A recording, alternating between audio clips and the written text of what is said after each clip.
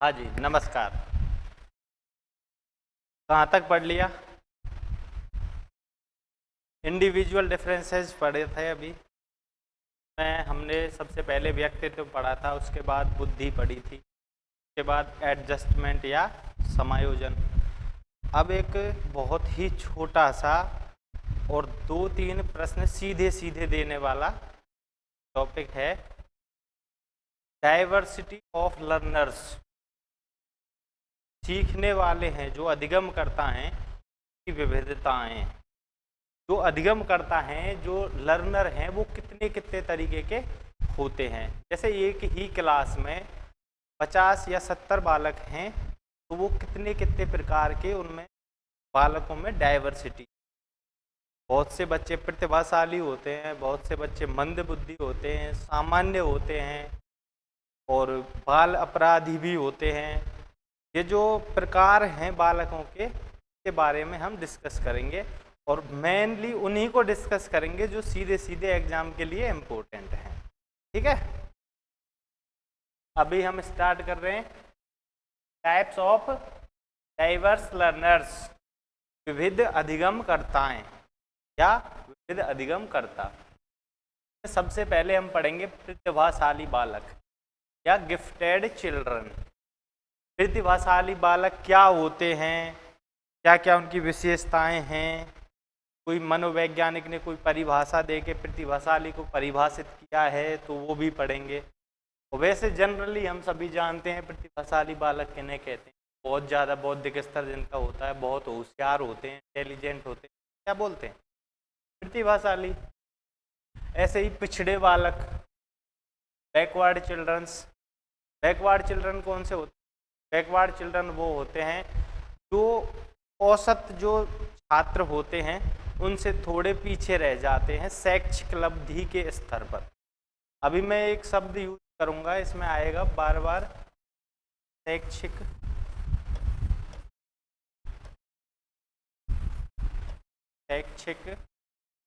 उपलब्धि। बुद्धि लब्धि पढ़ा था ना, ये उसी की तरह शैक्षिक उपलब्धि, एजुकेशन कोसेंट। ये क्या होता है? एजुकेशनल एज, शैक्षिक आयु और क्रोनोलॉजिकल एज, वास्तविक आयु इंटू 100। इससे क्या ज्ञात होता है? शैक्षिक उपलब्धि। जैसे मैंने IQ निकालना, इंटेलिजेंट कोसेंट निकालना सिखाया था, इंटेलिजेंस कोसेंट निकालना सिखाया था, सेम टू सेम उसी प्रकार से हम शैक्षिक उपलब्धि भी किसी की निकाल सकते हैं। ये कैसे कैसे निकाल सकते हैं? कोई बच्चा 5वीं क्लास में है तो उसकी सामान्य आयु कितनी होनी चाहिए? सामान्य रूप से 10-11 वर्ष ही होनी चाहिए, 11 वर्ष होनी चाहिए। 6 वर्ष से स्टार्ट होते हैं एडमिशन, तो उस हिसाब से 11 वर्ष होनी चाहिए ना। 11 वर्ष किसी क्रोनोलॉजिकल एज है और उसकी एजुकेशनल एज, अगर वो 5वीं क्लास में होते हुए 8वीं क्लास की जो समस्याएं हैं उनका समाधान अगर कर पा रहा है तो उसकी जो एजुकेशनल एज है वो कितनी हो गई? 14 वर्ष। अगर 8वीं वर्ष की कर पा रहा है तो 14 वर्ष हो गई। उसकी वास्तविक आयु क्या है? 11 वर्ष। 3 वर्ष अधिक है ना। तो अगर उस बच्चे की हम शैक्षिक उपलब्धि अगर निकालें, EQ अगर निकालें, तो कैसे निकल के आएगी? तो बराबर एजुकेशनल एज कितनी है? 14 वर्ष और रियल एज 11 वर्ष इंटू 100। अब इसको आप हल करेंगे, अगर क्या निकल के आ जाएगी? शैक्षिक उपलब्धि। ठीक है, कर लेंगे, हल्के करके बताऊं तो ये याद रखना, जो मैं शैक्षिक उपलब्धि EQ शब्द यूज करूंगा उसका अर्थ क्या है? उसका अर्थ ये है। ठीक है, जो पिछड़े बालक होते हैं, बैकवर्ड चिल्ड्रन जो होते हैं, इनकी जो EQ है वो सामान्य से कम होती है। 90 से 110 तक सामान्य मानी जाती है। जो शैक्षिक उपलब्धि है, बुद्धि उपलब्धि की तरह ही है, ये भी है ना। शैक्षिक उपलब्धि है, ये 90 से लेकर और 110 तक सामान्य मानी जाती है। अगर किसी की बुद्धि शैक्षिक उपलब्धि 90 से कम है और 70 से अधिक है तो वो क्या हुआ, बैकवर्ड, पिछड़ा। वो अपनी जो क्लास में वो पढ़ रहा है उससे कम स्तर के सवालों को हल नहीं कर पाता, उससे कम स्तर के सवालों को एक स्तर कम के सवाल को हल नहीं कर पाता, उससे ज़्यादा नीचे के जो होते हैं उनको हल कर पाता है। जैसे कोई बच्चा अगर 5वीं क्लास में है और वो कक्षा 4 के सवालों को हल नहीं कर पाता, वो तीसरी क्लास तक हल कर सकता है, तो वो क्या है, पिछड़ा बालक है, बैकवर्ड है, या कम से कम 5वीं क्लास के को तो हल कर ही नहीं पाएगा, अपनी जो स्वयं की जो क्लास है उसके को तो हल कर ही नहीं पाएगा वो, तो वो क्या है, पिछड़ा बालक। ठीक है, ये पिछड़ा बालक है, ये आईक्यू के हिसाब से नहीं है, ये कन्फर्म कर लेना। आईक्यू भी होती है, जिनकी आईक्यू कम है वो तो पिछड़े हैं ही, उसके अलावा प्रतिभाशाली बालक भी पिछड़ा बालक हो सकता है। ये कैसे हो सकता है, जैसे किसी की बुद्धि लब्धि 140 है तो क्या हुआ, प्रतिभाशाली बालक हुआ, इंटेलिजेंट हुआ, गिफ्टेड हुआ। अगर किसी की बुद्धि लब्धि 140 है, बुद्धि लब्धि कितनी है, 140, और जो शैक्षिक लब्धि है, ईक्यू है, वो है 80। ये कैसे कैसे अलग हो सकती है, ये ऐसे ऐसे अलग हो सकती है। बुद्धि लब्धि तो उसकी है, एक मेंटल एज और जो वास्तविक एज है उसका अगर हम निकाल रहे हैं, इंटेलिजेंट क्वेश्चन आईक्यू निकाल रहे हैं उसके अनुसार, जैसे 140 जिसकी आईक्यू है उसकी वो कितनी होगी, सपोज दैट 20 वर्ष उसकी उम्र है, 20 वर्ष उम्र है, सीए कितनी है 20, तो इसकी एमए क्या होगी, एमए क्या होगी इसकी, एमए बटे सीए इंटू 100, 10/2, इस हल करके बताऊं, लेकिन इसको हल ही कर लेते हैं ना, इसको हल कर लेते हैं। आईक्यू कितनी है 140 और सीए कितनी है, क्रोनोलॉजिकल एज 20 वर्ष, मेंटल एज पता करना है हमको, तो इसकी मेंटल एज क्या होगी, है ना, आईक्यू बराबर मैंने कल बताया था एमए बटे two 100, 140 equal to MA upon 5, ये इधर आ जाएगा, MA कितनी हो गई 140/5, 5 दूनी 10, 5 6 हाँ 4 बचा बिल्कुल, 5 8 40, 28, मानसिक आयु हो गई 28। अब ये जो इस बच्चे की हमने मानसिक आयु निकाली तो कितनी आई, 28 वर्ष आई। ये किस आधार पे निकाली, ये जो उम्र के हिसाब से जो कार्य होते हैं, जो मानसिक स्तर के जो कार्य होते हैं, एजुकेशनल लेवल पे नहीं, केवल शिक्षा के बारे में नहीं, जो शिक्षा से इतर भी जो कार्य होते हैं जिनमें मानसिक क्षमताएं लगती हैं, उन कार्यों के आधार पर इसकी एज 28 वर्ष निकल के आई। अब जो शैक्षिक लब्धि है, हो सकता है ये बच्चा विद्यालय ही ना जाता हो, भाई अगर कोई विद्यालय नहीं जाए तो क्या वो मानसिक मंदित है, क्या नहीं है ना, विद्यालय नहीं जा रहा, एजुकेशन में वो पीछे हो सकता है, लेकिन इंटेलिजेंस में तो वो पीछे नहीं हो सकता, जरूरी नहीं है ना। उसी प्रकार इसकी 8 वर्ष अधिक आई और एजुकेशनल एज उसकी कम आ रही है, भाई आईक्यू से अगर एजुकेशनल एज निकालेंगे तो कम आएगी, तो क्या ये एजुकेशनल क्षेत्र में पिछड़ा हो सकता है ना, पीछे हो सकता है ना। अगर वो हो सकता है, कोई बच्चा 1 साल बीमार पड़ गया और वो विद्यालय ही नहीं गया, तो क्या वो उस क्लास के सवालों को हल कर पाएगा, नहीं कर पाएगा ना।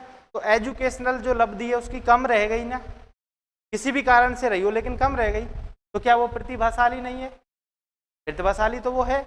तो ये भी ये हो सकते हैं, ठीक है, ये पहले ही क्लियर करके चल रहा हूँ मैं, आगे चल के आएंगे। उसके बाद मंद बुद्धि बालक, मेंटली रिटार्डेड चिल्ड्रन, ये मंद बुद्धि क्या होते हैं, ये मंद बुद्धि वो होते हैं जिनकी आईक्यू, अब मैं आईक्यू की बात कर रहा हूँ, अब मैं किसकी बात कर रहा हूँ? IQ की बात कर रहा हूँ। जिनकी IQ 70 से कम रहती है, 70 से 0 तक रहती है। इसमें भी इनके 3 विभाजन और किए गए हैं। मैंने कल आपको बताए थे ना जो विभाजन, एक तो बहुत ज़्यादा कम है, एक होते हैं 0 से 25, जिनको संरक्षित, जिनका संरक्षण करना होता है हमें, वो कुछ भी नहीं कर सकते, ठीक है, उनका क्या करना होता है? संरक्षण। उसके बाद 25 से 50 तक जिनकी IQ होती है, 0 से 25 IQ, ये इनका क्या करना है? संरक्षण।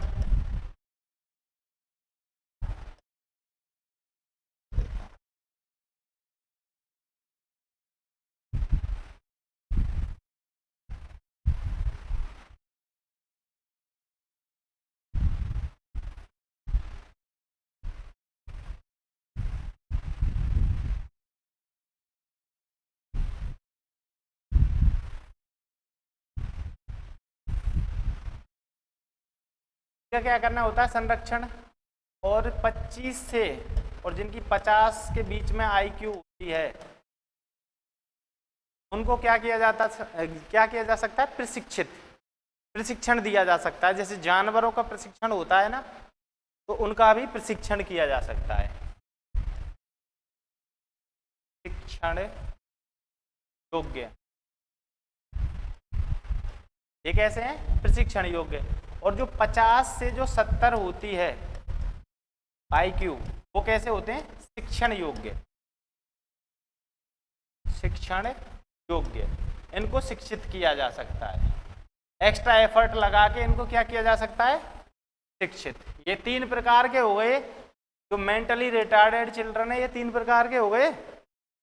IQ के आधार पर डिवाइडेशन है। समझ में आ गया? कोई दिक्कत थोड़ी है।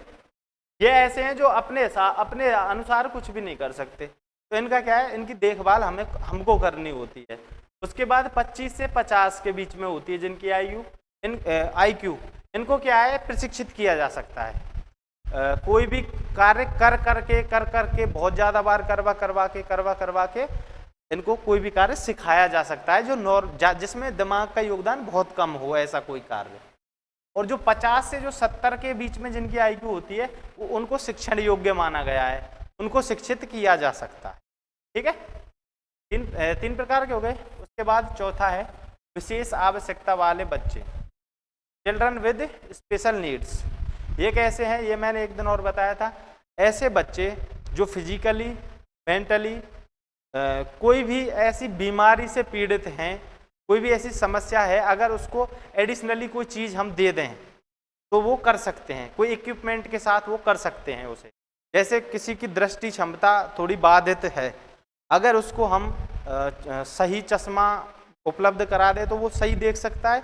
अगर कोई बिल्कुल ही दृष्टिहीन है तो उसको ब्रेल लिपि के द्वारा पढ़ाया जा सकता है। तो अगर उसको ब्रेल लिपि दे दी, या किसी को चश्मा दे दिया, या कोई एडिशनल जो चीज़ें दे दी, तो वो कर सकते हैं, नॉर्मल की तरह वो जा सकते हैं। तो ये कैसे बच्चे होते हैं? विशेष आवश्यकता वाले बच्चे। ठीक है। उसके बाद नंबर 5, बाल अपराधी या डिलिंक्वेंट। बाल अपराधी कौन होते हैं? बाल अपराधी वो होते हैं जो 18 वर्ष तक की उम्र के बच्चे होते हैं हमारे देश में। और किसी देश में बालक की उम्र कोई और भी हो सकती है, 19, 20, 21 ऐसे भी, लेकिन हमारे भारत देश में क्या है? 18 वर्ष तक माना गया है बालक। तो 18 वर्ष की उम्र तक का कोई बालक है, उसने ऐसा कार्य कर दिया जो 18 वर्ष से अधिक उम्र का कोई करता तो वो अपराधी होता, वो अपराध की श्रेणी में आता, उसको दंड मिलता हमारी न्यायपालिका के द्वारा। तो वो क्या है? बाल अपराधी। ठीक है। ये भी कई तरीके के होते हैं, आगे चल के इनको हम डिस्कस करेंगे। ठीक है। अब सबसे पहले कौन सा बताया था मैंने? प्रतिभाशाली बताया था। प्रतिभाशाली बालक या गिफ्टेड चिल्ड्रन, ये क्या होते हैं? इनके बारे में स्किनर साहब ने क्या बताया है? वैसे तो आप जानते ही हो, जो बुद्धिमान होते हैं वो प्रतिभाशाली होते हैं। तो स्किनर साहब ने इनके बारे में बताया है, प्रतिभाशाली शब्द का उपयोग उन बालकों के लिए किया जाता है जो सबसे अधिक बुद्धिमान होते हैं। जो हम नॉर्मली जान रहे हैं जिस बात को, वो किसने बताई थी? स्किनर साहब ने। स्किनर साहब ने, BF स्किनर ही है, क्या बताया है इन्होंने? प्रतिभाशाली शब्द उनके लिए उपयोग में किया जा सकता है जो सबसे अधिक बुद्धिमान होते। ठीक है, क्रो एंड क्रो साहब ने क्या बताया है? वे बालक जिनकी बुद्धि लब्धि 130 से अधिक होती है। कितनी बताई है इन्होंने? 130 प्लस। अगर सीधा सीधा परीक्षा में प्रश्न यहीं से आता भी है, पिछली बार 2023 फरवरी में जो परीक्षा हुई है 3rd ग्रेड शिक्षक की, उसमें इसी में से मेन परीक्षा में सीधा सीधा आया था 140 से अधिक बुद्धि लब्धि वालों को क्या बोलते हैं? क्या बोलते हैं? प्रतिभाशाली। लेकिन अगर ये आ जाए क्रो एंड क्रो ने क्या बताया था, क्रो एंड क्रो के अनुसार कितनी होती है प्रतिभाशाली की? तो 130 प्लस होती है। ठीक है, एक तो ये है पहली बात। दूसरी बात, जो कला, आर्ट, म्यूजिक, संगीत, लिटरेचर, साहित्य, मैथमेटिक्स या एक्टिंग, किसी भी सब्जेक्ट में कोई एक विषय में विशेष योग्यता रखते हो या कोई एक सब्जेक्ट की विशेष जानकारी रखते हो औरों से सामान्य से ज्यादा। ठीक है, किसी एक विषय में, एक या अधिक विषय में, या तो एक विषय में इनमें से या एक से अधिक विषयों में, कई विषयों में जो कोई विशेष योग्यता रखते हैं वो क्या है? प्रतिभाशाली। पहला क्या बताया इन्होंने? बुद्धि लब्धि कितनी होनी चाहिए? 130 प्लस। दूसरा, किसी एक विषय में या अन्य कई विषयों में क्या होनी चाहिए? विशेष योग्यता होनी चाहिए। ठीक है, उसके बाद प्रतिभाशाली बालक की विशेषताएं। प्रतिभाशाली जो बालक है उसकी यहाँ 10 विशेषताएं लिखी हुई हैं। अगर ये विशेषताएं आपको पता है तो इससे बाहर कुछ भी नहीं परीक्षा, इन्हीं में से कोई एक विशेषता आएगी। व्यापक शब्द भंडार, इनकी जो वोकेबलरी होती है वो बहुत तेज होती है, बहुत ज़्यादा होती है। सामान्य बच्चों की तुलना में बहुत अधिक शब्दों का इनको ज्ञान होता है, पहली बात। दूसरी बात, 130 या 140 से अधिक बुद्धि लब्धि। मैंने पहले ही बताया 130 कितने बताया क्रो एंड क्रो ने, तो सामान्य रूप से क्या मानते हैं? 140। तो 130 या 140 से जो अधिक बुद्धि लब्धि है वो किसकी होती है? प्रतिभाशाली की। के बाद बुद्धि लब्धि आप समझ रहे हो, IQ। के बाद शीघ्र समस्या समाधान की योग्यता, जो प्रॉब्लम सॉल्विंग है वो इनकी फास्ट होती है। सामान्य बालक से तीव्र गति से प्रॉब्लम सॉल्विंग करते हैं। ठीक है, उसके बाद अमूर्त चिंतन। अमूर्त चिंतन एब्स्ट्रैक्ट मैंने बताया था ना, अमूर्त शब्द जो भौतिकता में उपलब्ध नहीं हो वो क्या है? अमूर्त। तो इनकी अमूर्त चिंतन या एब्स्ट्रैक्ट थिंकिंग की क्षमता बहुत ज़्यादा होती है इनमें। एब्स्ट्रैक्ट थिंकिंग का मतलब हम सीधा सीधा ये लगा सकते हैं कि मैथ्स में इनकी बहुत बढ़िया रुचि मिल सकती है, क्योंकि मैथ्स एक ऐसी सब्जेक्ट है जो सारी की सारी क्या है? एब्स्ट्रैक्ट है, अमूर्त विषय है। तो मैथ जो गणितीय संक्रियाएं हैं वो एब्स्ट्रैक्ट हैं, अमूर्त हैं, उनमें इनकी रुचि मिल सकती है बहुत ज़्यादा। ठीक है, उनके बारे में चिंतन कर सकते हैं। उसके बाद कठिन विषयों में अधिक रुचि, जो भी हम जिस विषय को भी हम कठिन मानते हैं, सभी सामान्य बालक जिस सब्जेक्ट को जनरली 10वीं 12वीं तक क्या होता है? मैथ्स को कठिन मानते हैं, लेकिन प्रतिभाशाली बालक हमेशा मैथ्स में ही मिलते हैं ज़्यादातर। ऐसा भी हो सकता है बहुत सौ की रुचि आर्ट्स में हो, लेकिन ज़्यादातर कहाँ मिलते हैं? मैथ्स में। ठीक है, जो कठिन विषय जिनको हम मानते हैं उन्हीं में इनकी रुचि मिलती है। ठीक है, उसके बाद अच्छी स्मरण शक्ति, रिकॉल और रिकॉग्नाइजेशन पावर इनकी बहुत ज़्यादा होती है। स्मरण शक्ति, मेमोरी इनकी बहुत फास्ट शार्प मेमोरी होती है। ठीक है, उसके बाद ध्यान केंद्रण क्षमता। ध्यान केंद्रण क्षमता आप जान रहे हो, किसी चीज, जैसे कोई विषय को पढ़ रहे हैं, एक जो सामान्य बच्चा है उसका ध्यान इधर उधर भटक सकता है, लेकिन इनकी ध्यान केंद्रण क्षमता इतनी अधिक होती है, बाहर कोई आवाज आ रही हो फिर भी ये डिस्ट्रैक्ट नहीं होते।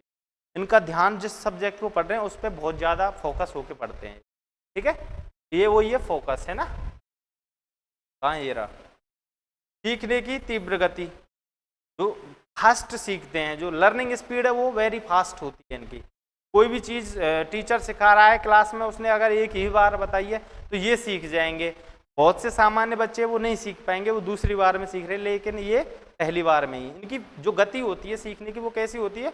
बहुत तेज, फास्ट होती है। ठीक है, उसके बाद सामाजिकता का अभाव, ये जरूरी तो नहीं है लेकिन अधिकांशतः मिलता है। जो प्रतिभाशाली बालक होते हैं वो सामाजिकता में बहुत कम घुल मिल पाते हैं। जो बहुत ज़्यादा होशियार बालक होते हैं जनरली आप देखते ही हैं वो सामाजिक रूप से दूर रहते हैं। इतना वो अपने आप पे स्वलीनता का गुण उनमें थोड़ा सा ज़्यादा होता है क्योंकि वो स्वय चिंतन करने में ज़्यादा बिलीव करते हैं। ठीक है, एब्स्ट्रैक्ट थिंकिंग होती है ना। हाई एबिलिटी, उच्च योग्यता, उच्च योग्यता और हाई क्रिएटिविटी, उच्च सृजनात्मकता,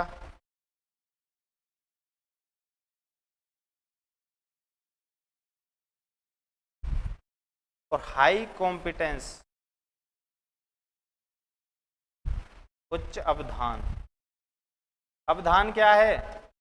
अवधान यही है तो ध्यान केंद्रण की क्षमता है, इसी को हम अवधान बोल रहे हैं। ये कैसे कैसे तीनों चीज ये ऐसे ऐसे बताया है। इसके बारे में एक सिद्धांत था त्रिपक्षीय नाम से एक सिद्धांत था, उसमें था ये। लेकिन सिद्धांत आपके इतना इम्पोर्टेंट है नहीं, आपके सीधा सीधा इसकी विशेषताएं आ सकती हैं। तो इसमें कैसे बताया है? इसमें ऐसे बताया है जैसे ये है और ये है और बना दी। ये क्या है? उच्च योग्यता।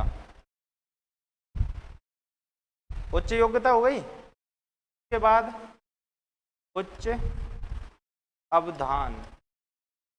अवधान समझ रहे हो? अवधान वो है ध्यान केंद्रण, फोकस। ठीक है, उसके बाद उच्च योग्यता, उच्च अवधान और उच्च सृजनात्मक। उच्च सृजनात्मक। अब ये तीन चीजें हो गई। उच्च योग्यता समझ रहे हो, जो एबिलिटी है उनकी जो हाई होती है, उच्च होती है, ध्यान उनका बहुत अच्छा होता है। उसके बाद वो बहुत ज़्यादा क्रिएटिव भी होते हैं। अब ये जो तीनों चीज़ हैं ये यहाँ मिल रही है ना, यहाँ पे क्या हो रहा है? तीनों चीज़ें हैं ना यहाँ पे, हाई हाई है, सबकी हाई डेंसिटी है ना इसमें, इस क्षेत्र में। तो जो इस क्षेत्र में जो बच्चे आते हैं, जो इस क्षेत्र में बच्चे आए उच्च योग्यता वाले में, वो उच्च योग्यता वाले हो गए। जो इसमें आए वो क्रिएटिव हो गए। इसमें आ गए जो उच्च अवधान वाले हो गए। इसमें आए उच्च योग्यता और सृजनात्मकता वाले हो गए। ऐसे ऐसे करके अलग अलग हो गए। लेकिन जो इस क्षेत्र में आ रहे हैं उनको हम क्या बोल रहे हैं? प्रतिभाशाली। प्रतिभा, तीनों का हाई हाई डेंसिटी पे जो समायोजन एक जगह इकट्ठे होते हैं, ये तीनों चीजें वो क्या है? प्रतिभाशाली। उच्च योग्यता, उच्च अवधान, उच्च सृजनात्मकता का तीनों का जो मिलन है वहां जो है वो कौन है? प्रतिभाशाली। ठीक है, समझ में आ गया? कोई दिक्कत तो नहीं है यहाँ? ये हो गए प्रतिभाशाली। उसके बाद हम पढ़ते हैं पिछड़ा बालक या बैकवर्ड चाइल्ड या बैकवर्ड चिल्ड्रन। बैकवर्ड पिछड़ा समझते ही हो आप, एक दिन और बताया था मैंने। जो सामान्य रूप से जो चल रहा है उससे जो पीछे है वो क्या है? पिछड़ा। ठीक है, तो इसमें IQ के आधार पे होते हैं, ये बताया था? नहीं, इसमें बताया था EQ के आधार पे, एजुकेशनल क्विसेंट। किसके आधार पे बताया था ये? EQ के आधार पे। जिनकी IQ सामान्य से कम है, जिनकी IQ 90 से कम है, वो तो है ही पिछड़े भाई। जिसकी IQ कम है ना, उसकी EQ ज्यादा नहीं हो सकती कभी भी, ये फिक्स है भाई। जिसकी मानसिक क्षमताएं कम हैं सामान्य से, तो उसकी शैक्षिक क्षमताएं ज्यादा हो ही नहीं सकती किसी भी तरीके से। तो जिसकी IQ कम है वो तो है ही। उसके बाद मेन फोकस किस पे है? जिसकी शैक्षिक उपलब्धि कम है। ठीक है, इसका क्या तात्पर्य है? पिछड़े बालक से तात्पर्य उन बालकों से है जो बुद्धि, शिक्षा आदि में अपनी आयु के अधिकांश साथियों से क्या रह जाते हैं? बुद्धि IQ हो गई और शिक्षा IQ हो गई, दोनों में अगर वो पीछे हैं या दोनों में से किसी एक में पीछे हैं। EQ में अगर वो पीछे हैं तो IQ में ऑटोमेटिक हो जाएंगे पीछे। ठीक है, तो वो क्या है? बैकवर्ड या पिछड़े बालक। अब इसी के ऊपर सिरिल वर्ड साहब ने एक परिभाषा बताई सिरिल बर्ड साहब ने क्या बताया, पिछड़ा बालक वह है जो अपने विद्यालय जीवन के बीच क्या है विद्यालय जीवन का, 11 वर्ष बताया, 10.5 वर्ष बताया इन्होंने, 10.5 वर्ष या 11 वर्ष बीच में अपनी आयु के समकक्ष से नीचे की कक्षा का कार्य करने में असमर्थ हो। इसमें क्या बताया है, जैसे 10.5 वर्ष का कोई बच्चा है, वो कौन सी क्लास में होगा, 5वीं क्लास में, लगभग 5वीं क्लास में होगा, और वो कक्षा 4 का भी काम नहीं कर पा रहा, वो कक्षा 3 तक का ही काम कर पा रहा है, अपनी जो स्तर है वो उसका खुद का, उससे नीचे की कक्षा का कार्य भी करने में असमर्थ है, वो क्या है, पिछड़ा। ये किसके हिसाब से है, सिरिल बर्ड के हिसाब से, ठीक है। उसके बाद सभी मंदबुद्धि बालक पिछड़े बालक होते हैं, ये मैंने बता ही दिया, जिनकी, ये इसका मतलब ये है, जिनकी IQ 90 से कम है, 90 या 85 है ना, 90 से कम है, जिनकी बुद्धि लब्धि क्या है, सभी मंदबुद्धि बालक पिछड़े बालक होते हैं, परंतु सभी पिछड़े बालक मंदबुद्धि हो ये जरूरी नहीं है। इसमें क्या है, जिनकी IQ 90 से कम है वो तो पिछड़े हैं ही, ये कौन है, पिछड़े, ये कन्फर्म है, ठीक है। लेकिन जिनकी EQ 90 से कम है,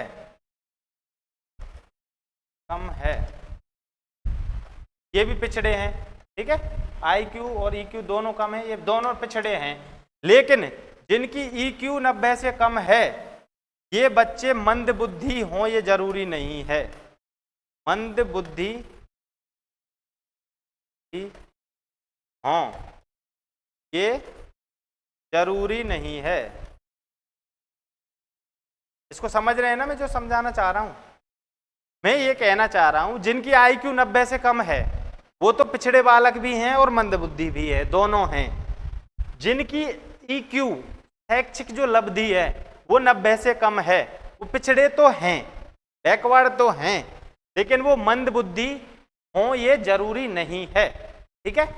वो किसी रीजन से भी एक कक्षा में पीछे रह सकते हैं, स्कूल ना आने के कारण भी रह सकते हैं, ठीक है। अब यही बात इसमें लिखी है, सभी मंदबुद्धि बालक पिछड़े बालक होते हैं, परंतु सभी पिछड़े बालक मंदबुद्धि हों ये जरूरी नहीं है, यही बात है ना वो, क्योंकि मंदबुद्धि कौन है, जिनकी IQ कम है 90 से, ऐसे ही है ना, तो ये मंदबुद्धि है, जरूरी नहीं है। कोई प्रतिभाशाली बालक भी कारणवश शिक्षा में पिछड़ सकता है, ये बात बता रहा था मैं जब से, ठीक है, समझ में आ गई, कोई दिक्कत। अब इनकी जो विशेषताएं हैं वो देख लेते हैं, जो पिछड़े बालक हैं कि क्या क्या विशेषताएं हैं। सीखने की गति धीमी होती है, जो पिछड़े बालक हैं इनमें मुख्य रूप से, देखो यहाँ पे क्या था, यहाँ पे ये चीज क्लियर की गई थी कि कहीं कंफ्यूज होके EQ IQ को एक ही समझ लें, इसलिए बताया गया था। लेकिन जनरली होता क्या है, जो प्रतिभाशाली बालक होते हैं वो बहुत कम केस ऐसे 1% ऐसे बालक प्रतिभाशाली मिल पाते हैं जो पिछड़े हों, नहीं तो प्रतिभाशाली जो बालक होते हैं वो पिछड़े नहीं होते, अधिकांशतः यही होता है, ठीक है। लेकिन ये क्लियरिटी के लिए था इसमें जो था। अब इसमें क्या है, इसमें इनकी विशेषताएं, इनकी सीखने की गति धीमी होती है, लेकिन प्रतिभाशाली बालकों की कैसी होती है, फास्ट होती है। अब अगर प्रतिभाशाली बालक EQ के कारण पिछड़े बालकों में आ गया तो क्या उसकी भी कम रहेगी, नहीं, उसकी तेज ही रहेगी, ठीक है। जीवन में निराशा का अनुभव, जो कुछ शिक्षा के क्षेत्र में कुछ कर नहीं पा रहे हैं तो उनमें आत्मविश्वास की कमी आ जाती है ऑटोमेटिक। आत्मविश्वास की अगर कमी आएगी तो क्या होगा, निराश होंगे, निराशा का अनुभव होगा उनके साथ, ठीक है।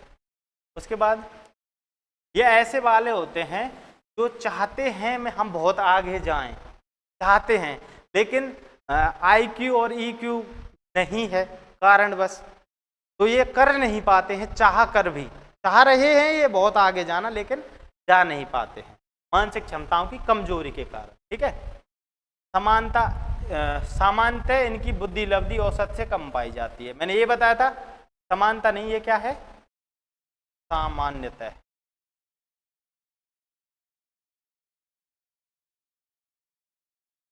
सामान्यतः, सामान्यतः क्या है?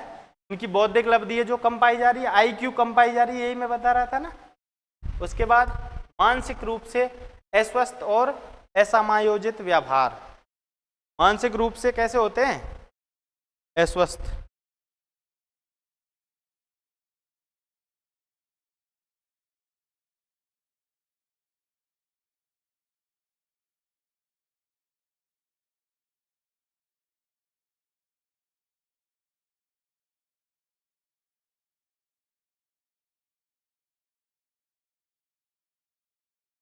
हेलो, सही आ रही है भाई?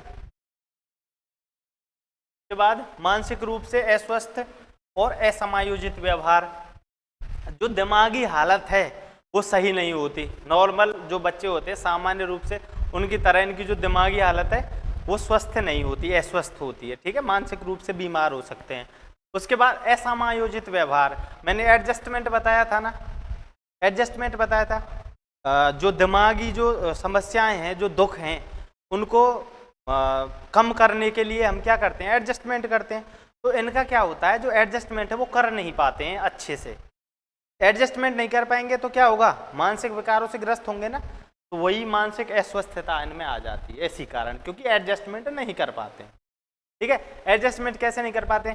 जैसे कोई नई क्लास में गए, जैसे किसी नए स्कूल में गए, कोई कहीं वो हो रही हैं, वो नहीं होती हैं आपस में प्रतियोगिताएं, उनमें गए तो वहाँ क्या होता है? एडजस्टमेंट नहीं कर पाते हैं। इसीलिए ये धीरे धीरे अपने मन ही मन में निराश रहते हैं और क्या हो जाता है? मानसिक विकारों के शिकार हो जाते हैं। ठीक है, व्यवहार से समस्याओं की अभिव्यक्ति होती है। जो इनका व्यवहार होता है वो ऐसा होता है, जो भी कोई समस्याएं होती है वो व्यवहार में झलक जाती है। ठीक है, यहाँ तक कोई समस्या पिछड़े बालकों की विशेषता समझ में आ गई? कोई दिक्कत नहीं है ना यहाँ तक? अब ये पिछड़ेपन है, ये दो प्रकार के बताए गए हैं। तो पिछड़ेपन है ये दो प्रकार के बताए गए। दो प्रकार के कैसे कैसे बताए गए? एक है सामान्य पिछड़ापन, एक है विशिष्ट पिछड़ापन। ये कैसे कैसे अलग किया है? जैसे सामान्य पिछड़ापन उसको कहेंगे, जैसे कोई बच्चा 6 क्लास में पढ़ रहा है, 6 में है ना, और वो किसी भी सब्जेक्ट में सवाल या मतलब कोई भी प्रश्न है उनके उत्तर नहीं दे पा रहा है, कोई भी सब्जेक्ट में। जैसे 6 में 6 सब्जेक्ट होती हैं, तो 6 के 6 सब्जेक्टन में वो कमजोर है, वो नॉर्मल जो छात्र हैं उनसे पीछे है, सामान्य छात्रों से पीछे है 6 के 6 सब्जेक्टों में। तो क्या है? सामान्य पिछड़ापन है।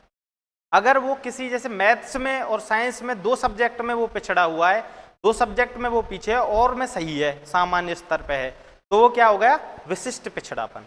विशिष्ट कैसा है? जो 1 या 2 सब्जेक्ट में कमजोर है और सभी में सामान्य है। और जो सामान्य पिछड़ापन है वो कैसा है? वो सभी में समान रूप से पिछड़ा हुआ है। ठीक है, पिछड़ापन 2 प्रकार का होता है, सामान्य पिछड़ापन और विशिष्ट पिछड़ापन। सामान्य पिछड़ापन, यदि कोई बालक अपने पाठ्यक्रम के सभी विषय में पिछड़ा हुआ है तो कैसा है? सामान्य। और यदि कोई बालक अपने पाठ्यक्रम की केवल 1 या 2 विषय में पिछड़ा है, बाकी विषय में सामान्य है, इसे कैसा पिछड़ापन कहेंगे? विशिष्ट। क्योंकि वहाँ जो पिछड़ापन है वो किसी विशिष्ट विषय में है। जैसे किसी बच्चे का मैथ्स में पिछड़ा हुआ है और सभी में सामान्य है, तो उसका जो पिछड़ापन है उसका रीजन क्या हो सकता है? उसमें अमूर्त चिंतन की कमी भी हो सकती है, क्योंकि मैथ्स कैसी सब्जेक्ट है? अमूर्त सब्जेक्ट है। तो अगर उसमें अमूर्त चिंतन की कमी है, बाकी सब सही है, तो वो पिछड़ा तो है, लेकिन वो कैसा पिछड़ा है? विशिष्ट। ठीक है, किसी विशिष्ट कमी के कारण जो पिछड़ा है। के बाद पिछड़ेपन के कारण, पिछड़ेपन के क्या क्या कारण हो सकते हैं?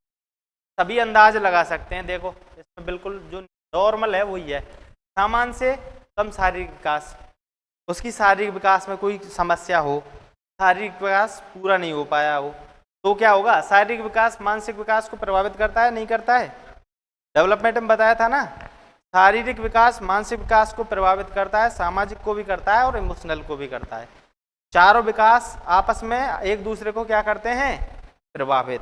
ठीक है, लेकिन शारीरिक विकास को कोई और विकास कम नहीं कर सकता। ठीक है,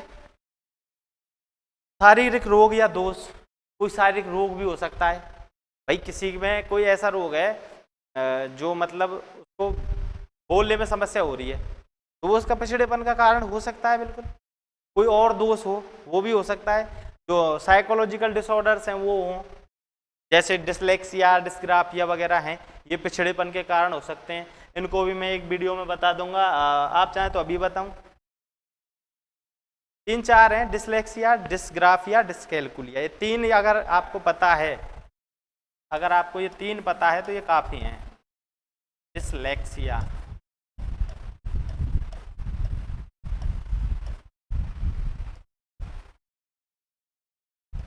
डिस्ग्राफिया और डिस्कैल्कुलिया।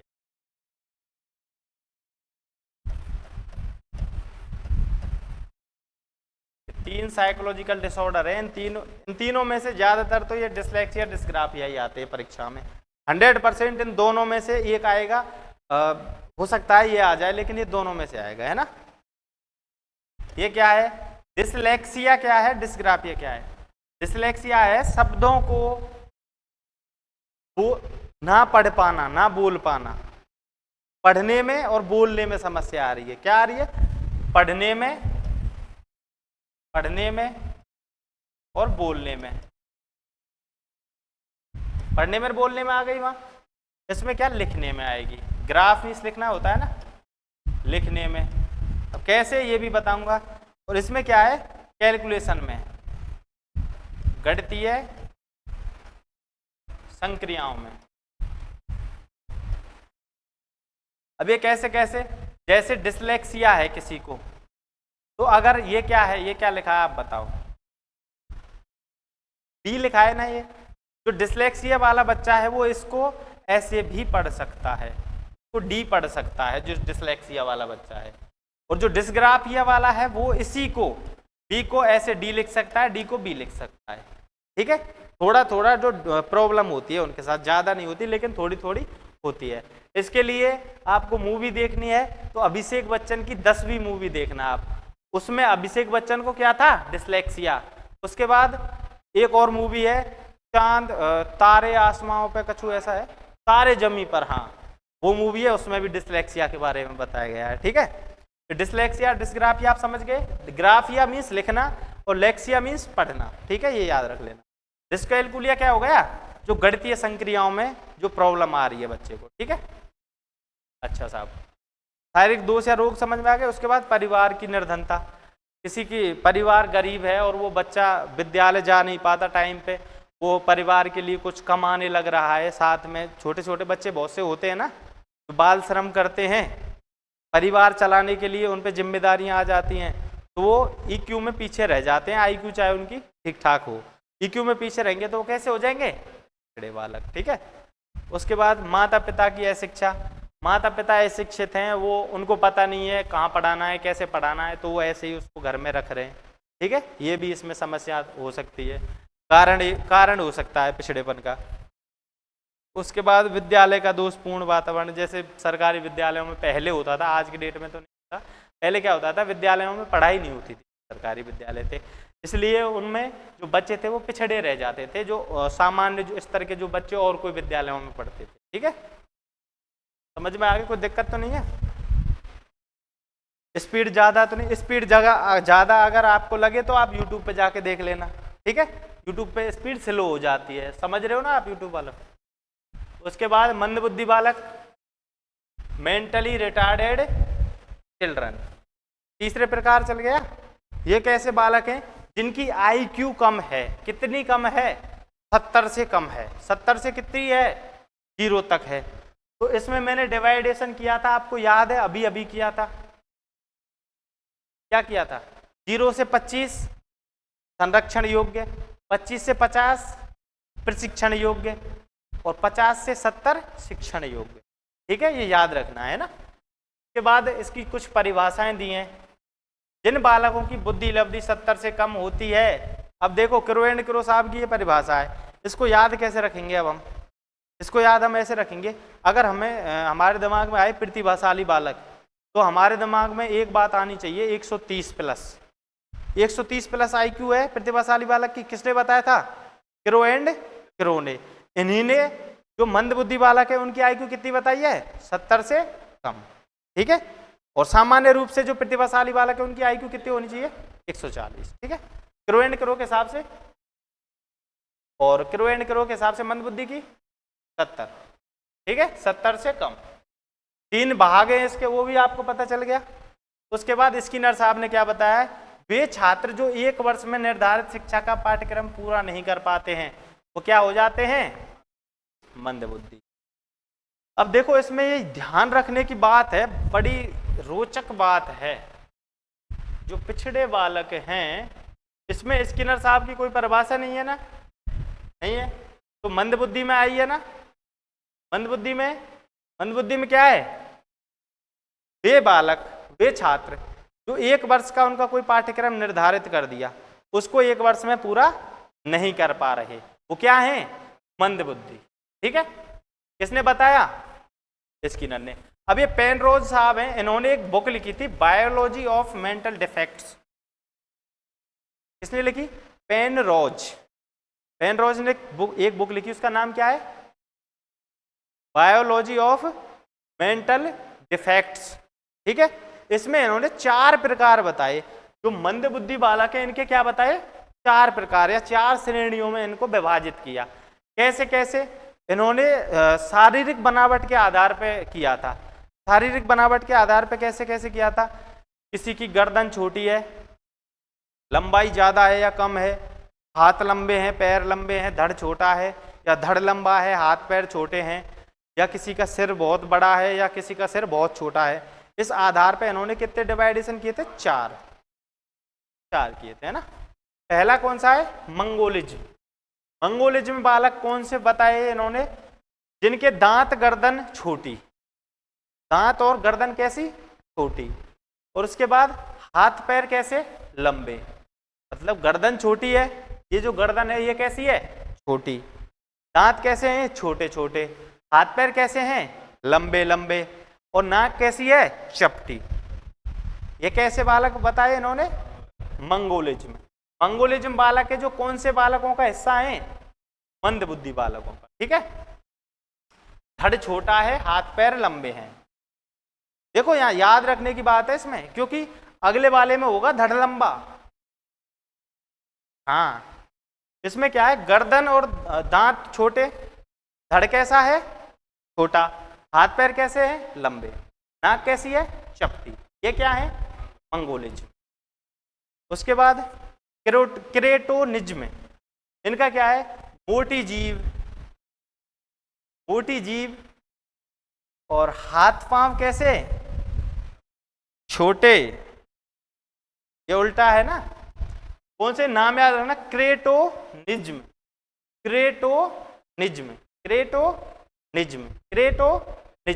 क्रेटोनिज्म में क्या है? हाथ पैर कैसे हैं? छोटे, और धड़ कैसा है? लंबा। ठीक है, हाथ पैर छोटे, धड़ लंबा, क्रेटोनिज्म। उसके बाद माइक्रोसेफेली। अब देखो सेफेली, जो सेफेलो है, सेफेली है, इसका अर्थ है सिर। सेफेलोकॉडल सुना था ना, सेफेलोकॉडल या प्रैक्सिमोडिस्टल डेवलपमेंट में 2 विकास की दिशा के सिद्धांत बताए थे ना। तो सेफेलोकॉडल का मतलब क्या था? सिर से पैर की ओर। तो सेफेली या सेफेलो का मतलब क्या हो गया? सिर। ठीक है, अब जब सेफेली का मतलब सिर हो गया तो इसमें क्या है? माइक्रो कैसा होता है? सूक्ष्म या छोटा। तो सूक्ष्म सिर, छोटा सिर, माइक्रोसेफेली। जिसका छोटा सिर है, कितना छोटा है? 10 से 17 इंच का, 10 से 17 इंच छोटा जिसका सिर है, वो कौन सा है? माइक्रोसेफेली। उसके बाद है हाइड्रोसेफेली।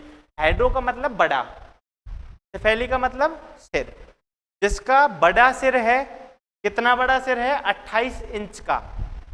अगर 28 इंच या उससे अधिक बड़ा किसी का सिर है, वो कौन सा बालक है? हाइड्रोसेफेली। और जिसका छोटा सिर है वो कौन सा है? माइक्रोसेफेली। अब ये कैसे कैसे हैं? और क्रेटोनिज्म कौन है? मोटी जीभ, धड़ लंबा, हाथ पैर छोटे। और जो पहले मंगोलिज्म है वो क्या है? हाथ पैर लंबे और धड़ छोटा, नाक चपटी, गर्दन छोटी, दांत छोटे। ठीक है, अब ये कैसे कैसे हैं, ये ऐसे ऐसे हैं सामाजिक रूप से आप जैसे कहीं आते जाते देखते होंगे, इनमें से कोई ना कोई प्रकार के मिल जाते होंगे। तो अगर ज़्यादा देखो, एक तो ये 100% सही नहीं है, क्योंकि कभी कभी इसका उल्लंघन होता है, क्योंकि शारीरिक बनावट के हिसाब से हम किसी को मानसिक रूप से डिवाइड नहीं कर सकते, मतलब इतने अच्छे से, क्योंकि इसमें एक थोड़ा सा सामाजिक बहिष्कार या तिरस्कार की भावनाएं जैसी जग जाती हैं, इसलिए ये गलत है। लेकिन 95% केसेज में ये सही भी होता है। ठीक है, इसमें क्या होता है, शरीर की बनावट है जो उसी के आधार पर पता चल जाता है कि ये मंदबुद्धि है या प्रतिभाशाली है, कैसा है। ठीक है, समझ में आ गया। उसके बाद मंदबुद्धि बालकों की कुछ विशेषताएं देख लेते हैं। विशेषताएं क्या होंगी, विशेषताएं वो होंगी जो पिछड़े बालकों की थी उन जैसी होंगी इनकी विशेषताएं, है ना। पहली विशेषता आत्मविश्वास की कमी, उसके बाद औसत से कम बुद्धि लब्धि, IQ है। कितनी है इसमें IQ? 70 या 70 से कम, बिल्कुल। सीखी गई बात, सखी नहीं है, ये सीखी है। सीखी गई बात को नवीन स्थिति में प्रयुक्त करने में असमर्थ, जैसे इन्होंने मैथ्स हिंदी, जैसे इन्होंने मैथ्स में वो सीख ली, वो जोड़ घटाव गुणा भाग, ये 4 चीज़ें इन्होंने सीख ली। अब कोई दुकान पे अगर इनको भेजेंगे तो उस परिस्थिति में उनको प्रयुक्त नहीं कर सकते, प्रयोग में नहीं ले सकते, क्योंकि इनकी IQ कैसी है, कम। कैसे है, मंदबुद्धि। ठीक है, उसके बाद केवल स्वयं की चिंता, जो प्रतिभाशाली या सामान्य होते हैं उनको क्या है, स्वयं के साथ साथ सभी की चिंता होती है। वो ऐसा कार्य नहीं करते जिससे किसी और को भी कोई परेशानी होगी अगर वो खुद सुखी है, ये ऐसा नहीं सोच सकते। ये केवल इतना सोचते हैं कि मैं खुद सही हूँ, कोई कुछ करे। ठीक है, स्वयं की चिंता इनको कैसी होती है, ज़्यादा। दूसरी बात, अमूर्त चिंता, मैथ्स में बहुत ज़्यादा कमजोर मिलते हैं। मैथ कैसी विषय, अमूर्त, तो इनमें अमूर्त चिंतन का क्या होता है, अभाव। ठीक है, सीखने की गति कैसी होगी, नॉर्मल सी बात है भाई, सीखने की गति भी धीमी होगी। उसके बाद सामाजिक व संवेगात्मक संतुलन कैसा होगा, नहीं होगा, असंतुलन होगा।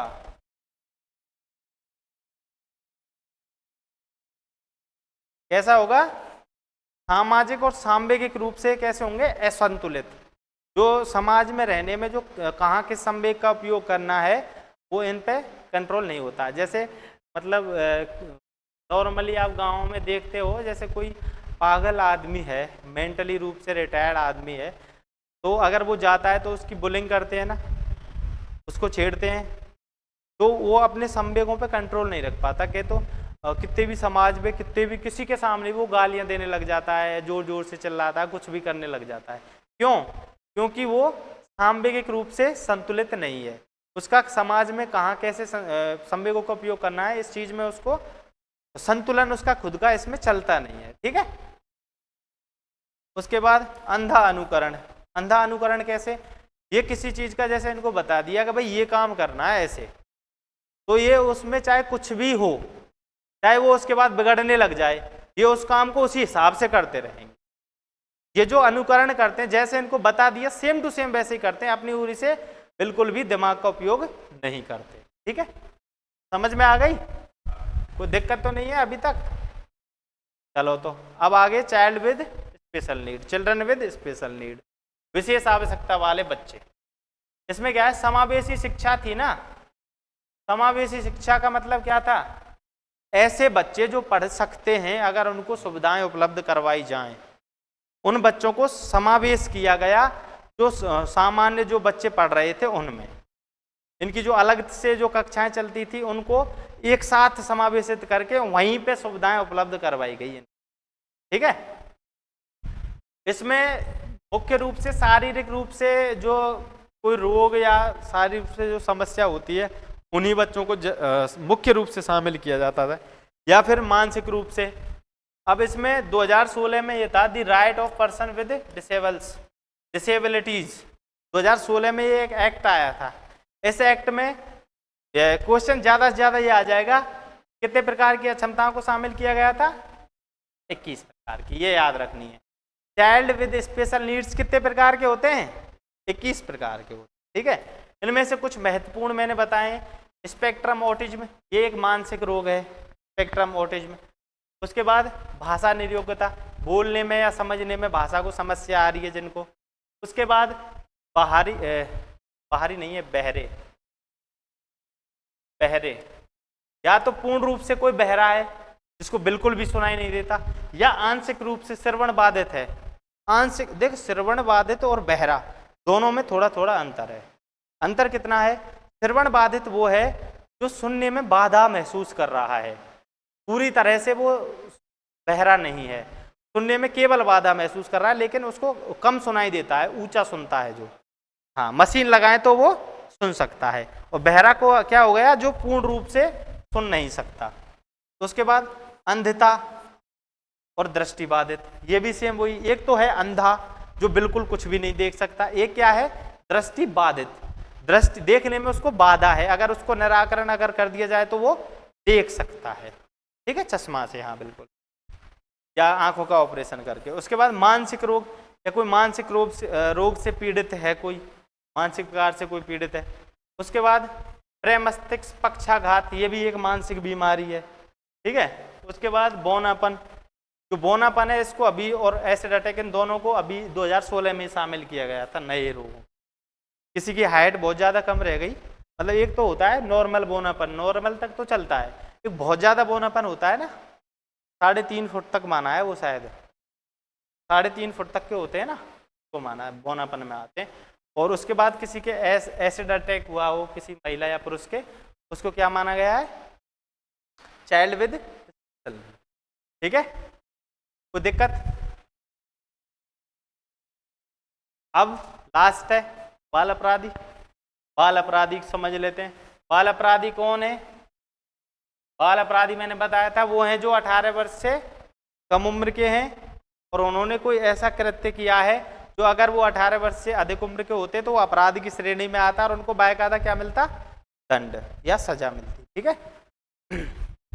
बाल अपराधी से तात्पर्य ऐसे बालकों से है जो अपनी आवश्यकताओं की पूर्ति के लिए समाज द्वारा अस्वीकृत तरीकों से प्रयोग करते हैं। क्या है इसमें? जो बालक हैं वो अपनी आवश्यकताओं की पूर्ति कैसे कर रहे हैं? जो समाज द्वारा अस्वीकृत तरीके हैं, जैसे चोरी करना। भाई किसी की कोई आवश्यकता है, किसी को पैसा चाहिए, किसी बच्चे को चाहे पढ़ाई के लिए ही चाहिए, अच्छे कार्य के लिए चाहिए पैसा, अगर उस पैसे को वो चोरी करके ले रहा है तो वो क्या है? बाल अपराध। बाल अपराध है ना वो। क्यों? क्योंकि समाज द्वारा कैसा है वो रास्ता? अस्वीकृत। जो अस्वीकृत समाज ने रास्ते बता रखे हैं उनसे इतर जाके जो कोई कार्य कर रहा है वो क्या है? बाल अपराध। ठीक है। उसके बाद सीवी गुड साहब ने एक परिभाषा दी है इसकी, कोई भी बालक जिसका व्यवहार सामान्य से इतना भिन्न हो जाए उसे समाज विरोधी कहा जाए, बाल अपराधी है। ठीक है। कोई भी ऐसा बालक है जिसका जो व्यवहार है वो सामान्य से कितना भिन्न हो जाए? इतना भिन्न हो जाए, इतना अलग हो जाए, वो समाज विरोधी गतिविधियों में संलिप्त हो जाए, तो उसको हम क्या कहेंगे? अपराध, बाल अपराध। ठीक है, अपराधी बालक कहेंगे। स्किनर ने क्या बताया है? बाल अपराध की परिभाषा किसी कानून के उस उल्लंघन के रूप में की जाती है जो किसी वयस्क द्वारा किए जाने पर क्या माना जाए? अपराध। मैंने यही बताया था शुरू में, कोई भी ऐसा कार्य जो अगर किशोर करता या मतलब 18 से अधिक उम्र का व्यक्ति करता तो वो अपराध की श्रेणी में आता, अगर वही कार्य कोई 18 से कम उम्र का कर रहा है तो क्या है? बाल अपराध। बाल अपराध के कृत्य कौन कौन से हैं? बाल अपराध के कृत्य कौन कौन से हैं, मतलब क्या क्या कार्यों को आप सभी जानते हो हालांकि, लेकिन फिर भी देख लो कौन कौन। चोरी, उठाईगिरी, ठगी, मादक पदार्थों का सेवन। देखो ये है इसमें इंपोर्टेंट, क्योंकि आप इसको नहीं मानते होंगे, है ना।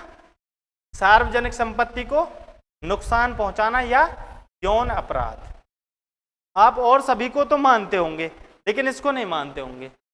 तो अगर 18 वर्ष से कम उम्र का बालक इसका कर रहा है उपयोग, मादक पदार्थों का सेवन अगर कर रहा है तो वो क्या है? बाल अपराध।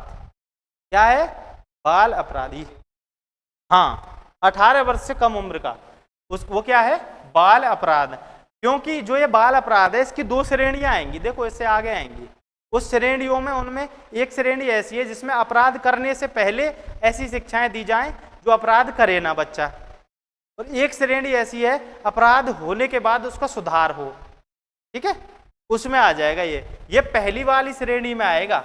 अपराध करने से पहले रोका जा सकता है इस बच्चे को, नमस्कार, है ना।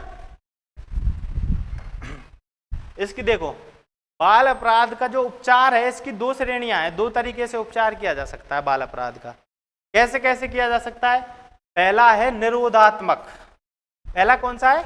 निरोधात्मक। निरोधात्मक में क्या क्या है? निरोधात्मक में माता पिता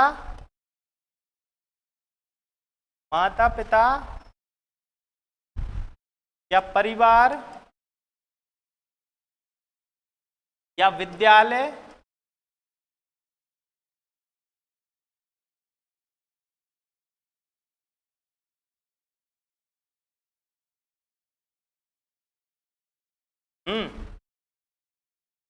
हाँ,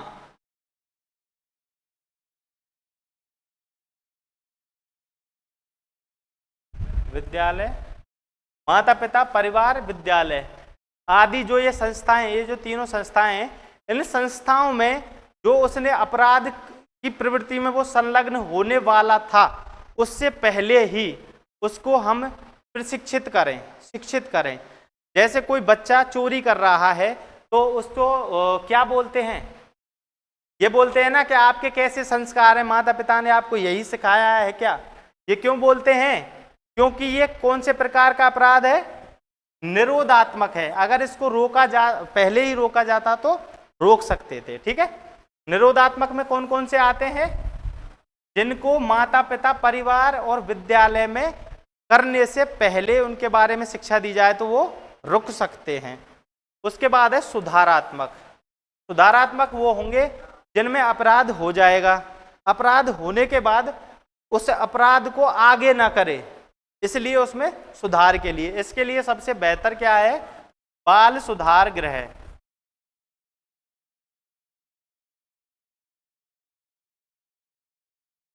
बाल सुधार गृह और चिल्ड्रन जेल, है ना।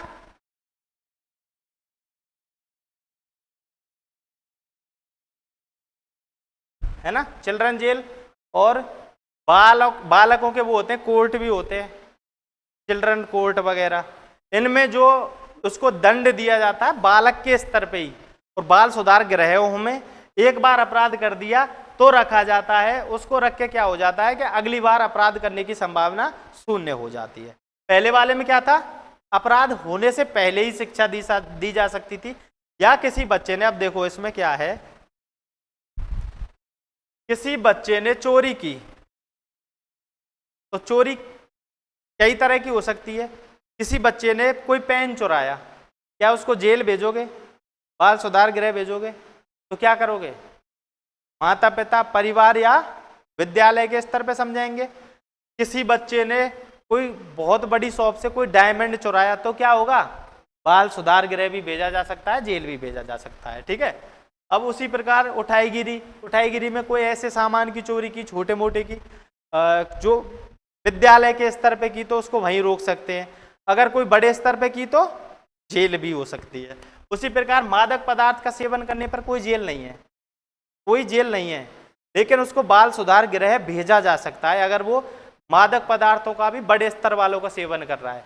जैसे कोई बच्चा है, कोई कोकीन का या अफीम का सेवन कर रहा है तो उसको बाल सुधार गृह भेज सकते हैं। अगर कोई बच्चा गुटखा खा रहा है तो उसको बाल सुधार गृह भेजने की कोई ज़रूरत नहीं है। परिवार के और विद्यालय के स्तर पर ही समझाया जा सकता है। ठीक है, उसके बाद सार्वजनिक संपत्ति को नुकसान पहुंचाया है अगर उसने, या यौन अपराध किया है, इन दोनों, ये संगीन अपराधों की श्रेणी में आ रहे हैं, तो इन दोनों अपराधों के लिए क्या होगा? बाल सुधार गृह या जेल या कोर्ट की सजा होगी। ठीक है, कोई समस्या? हो गया? नमस्कार।